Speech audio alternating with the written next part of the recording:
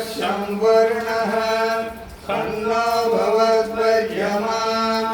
सन्न इन्द्रो बृहस्पतिः सन्नो विष्णुरुक्रमः नमो ब्रह्मणे नमस्ते वायो त्वमेव प्रत्यक्षं ब्रह्मासि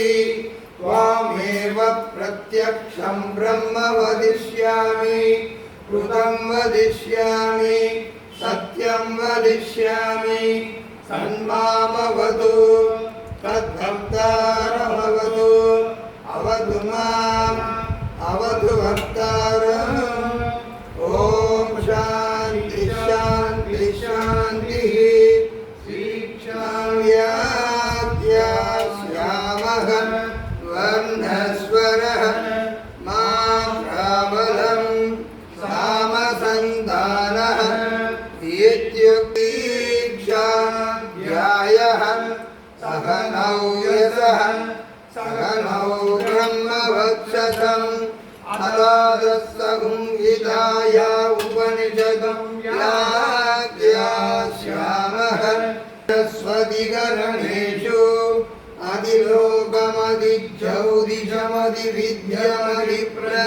अधिलोकमधिज्यौदिशमधिविद्यमधिप्रजमध्यात्मम्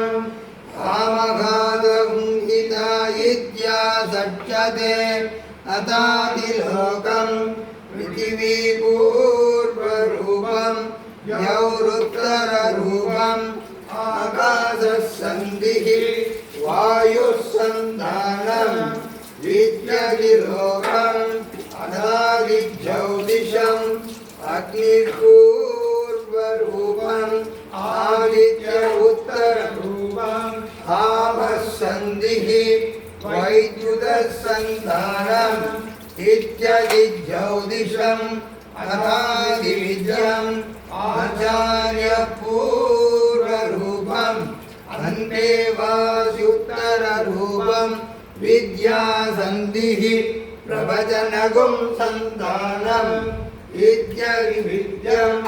अदादिप्रजम् मातापूर्वरूपम् पितोत्तररूपम् प्रजासन्धिः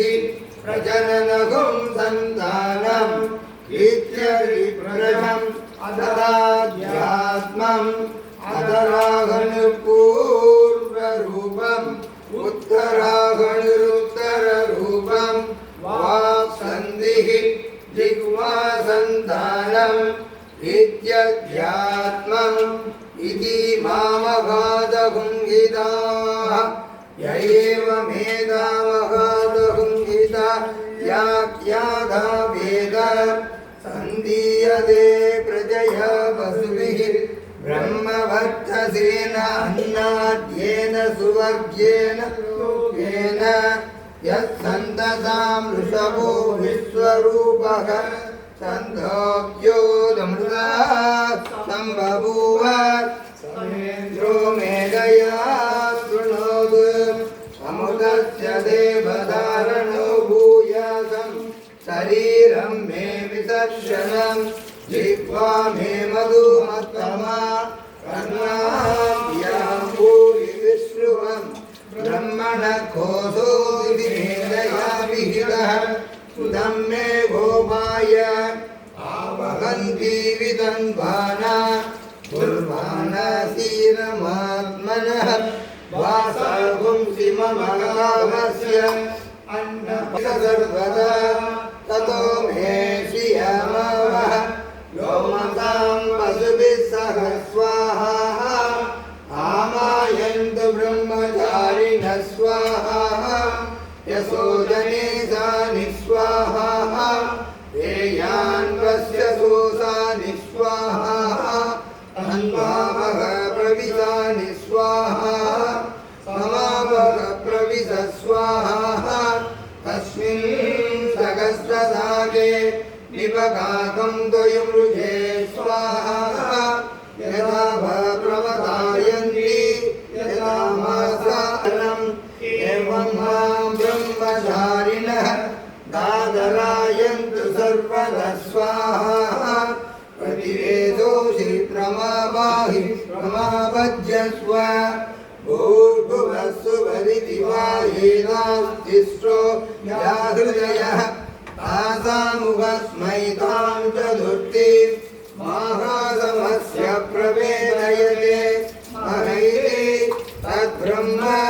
स आत्मा अंगान्यन्य देवताः भूरि दिवा अयं लोकः उभयिध्यन्तरिक्षं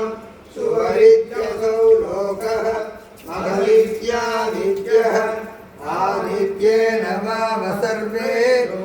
महीयन्ते भूरि दिवा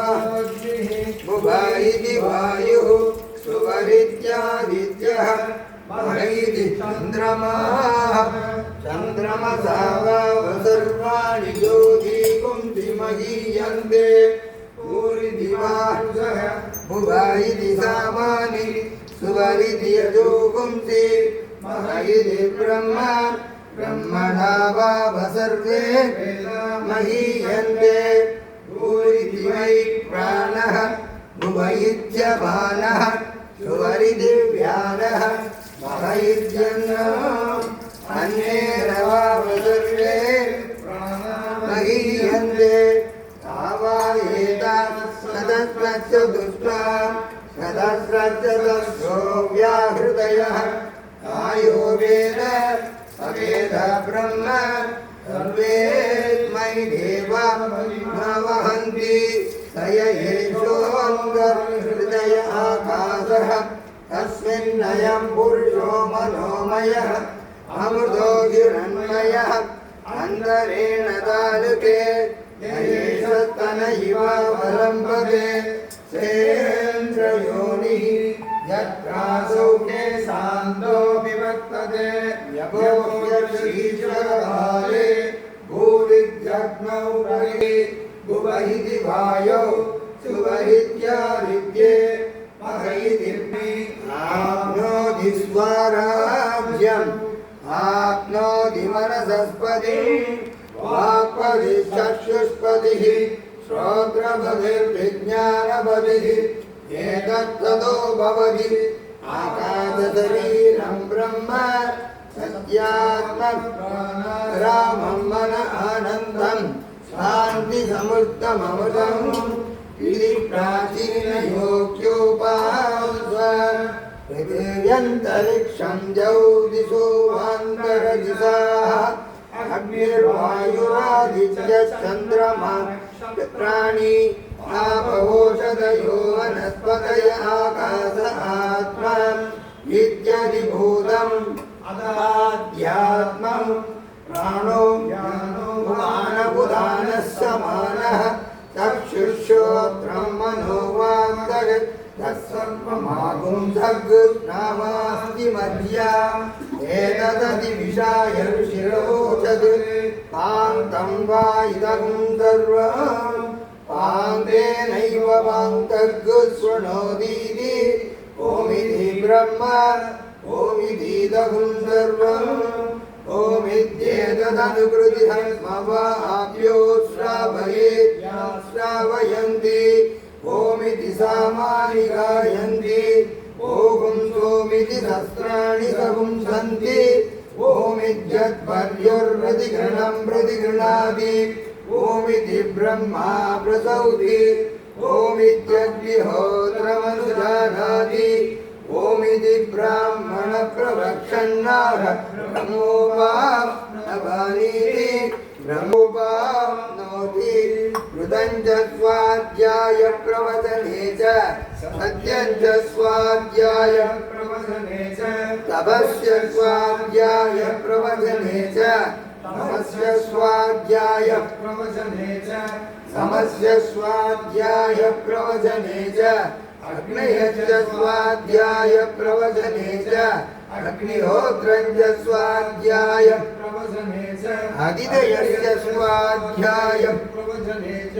मानुषं च स्वाध्याय प्रवचने प्रजास स्वाध्याय प्रवचने च प्रजनस्य स्वाध्याय प्रवचने च प्रजातिस्य स्वाध्याय प्रवचने च सत्यमिति सत्यवचाराधीतरः अवैदितभो नित्यपौरुषिष्टिः स्वाध्याय प्रवचने ये वेदिनागो मौद्गल्यः तद्धितवः अहं वृक्षचिरेरिवः कीर्तिभिष्टञ्जिरेरिवः ऊर्ध्वपवित्रो वाजिनीवस्वमतमस्मि द्रविणपुंसवत्ससं सुमेधा अमृतोक्षिरः इति त्रिवङ्कोर्वेदानुवचनं वेदमनुजाचार्यो देवासिनमनुशास्ति सत्यं वद धर्मशर स्वाध्यायां मा प्रमदः आचार्याय प्रियन्दनमाहृत्य प्रजानन्दं माव्यासेत्सि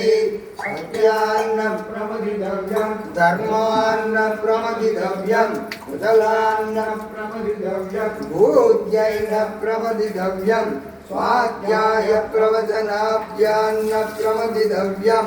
देवकृतकार्याभ्यान्न प्रमदितव्यं मातृदेवो भव पितृदेवो भव आचार्यदेवो भव अतिथिदेवो भव यान्यनवत्सानि कर्माणि तानि सेवितव्यानि नो इतराणि यान्यस्माकं सुचरितानि तानि त्रयोपास्यानि नो इतराणि एके सात्मश्रेया पुंसो ब्राह्मणाः येषां त्वयादनेन प्रस्तुतितव्यं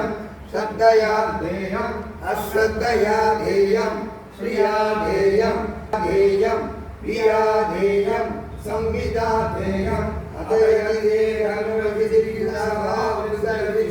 अतयविजिगिषाभास्यात्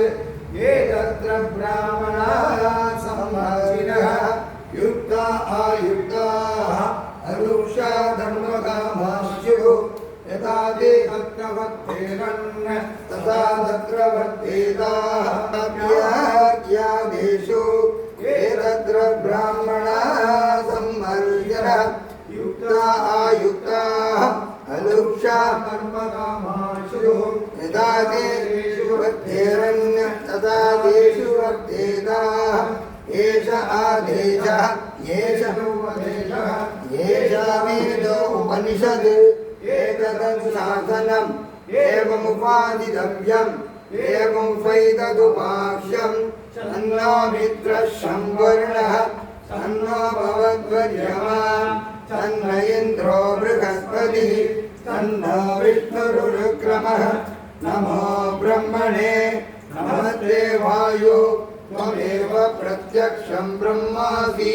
त्वामेव प्रत्यक्षं ब्रह्मावादिशम् ऋतमवादिशं सत्यमवादिशं तन्वामावीर तद्भक्तारमावीर आवीन्मा आवीद्भक्तारः ॐ शान्ति शान्ति शान्तिः भवतु सहनौ भुनक्तु सह वीर्यं करवावहै तेजस्विनावतीतमस्तु मा विद्विषावहै ॐ शान्ति शान्ति शान्तिः ब्रह्मविदां योधिपरां तदेषां युक्ता सत्यं ज्ञानमनन्तं ब्रह्म यो वेदलिखितं गुहायां परमेव्यो मन्दे सर्वान् कामान् जगत् ब्रह्मणा विपच्चिदेति तस्मात् वा एतस्मादात्मनः आकाशसम्भूतः आकाशात् वायुः वायोरग्निः अग्निरापः अद्य पृथिवी पृथिव्याघोषधयः ओषधीभ्योऽन्नम् अन्नात् पुरुषः वा एष पुरुषोऽन्नरसमयः तस्येदमेव शिरः अयं दक्षिणपक्षः अयमुत्तरपक्षः अयमात्मा इदं बुद्धं प्रतिष्ठा तदप्येष श्लोको भवति यस्य स्तुत्या सना मोक्ष्या तमो यज्ञ क्रियादिषु